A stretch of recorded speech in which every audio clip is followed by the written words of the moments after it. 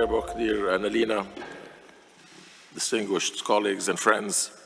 It's my pleasure to address this opening session of the Petersburg Climate Dialogue in Berlin. I wish to take this opportunity to extend my thanks to Annalena and to the government of Germany for the continued commitment to host this dialogue throughout the past years, a dialogue which continues to serve as an important and effective venue for consultations among all parties to the benefit of consensus and building bridges in the UNFCCC climate process.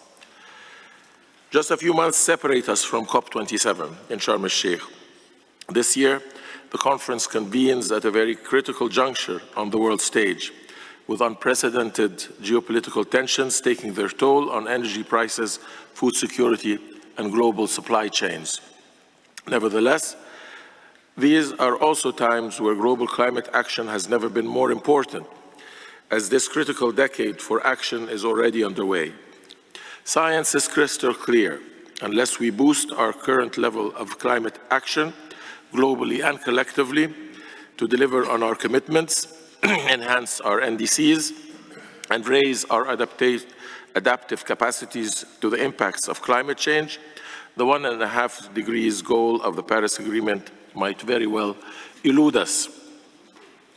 I apologize for being a little bit hoarse-throated this morning.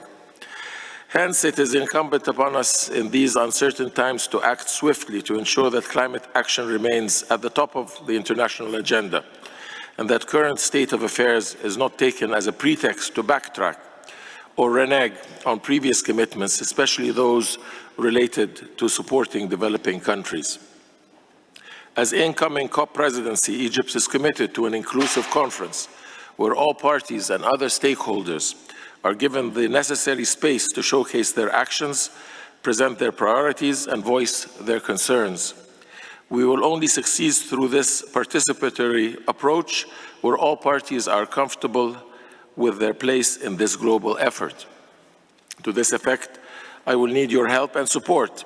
Last month, I had a brief exposure to the actual negotiations at the 56th session of the subsidiary bodies in Bonn. And while I heard largely encouraging talk from the various regional and political groups I had the pleasure of meeting, I have to tell you that the outcomes of the sessions did not live up to my expectations and does not certainly match the level of commitment and political determination I heard and continue to hear from you as ministers in all our engagements during the past few months. It also did not resonate with what peoples around the world expect from us, as represented by the civil society leaders with whom I had a very fruitful conversation in Bonn. The picture is quite clear. We have a lot of work ahead of us in a few coming months to bridge these gaps. Today and tomorrow, we will get the chance to have a deep dive into a number of issues which both Annalena and myself thought were the main contenders for our efforts in the months ahead, leading up to COP27.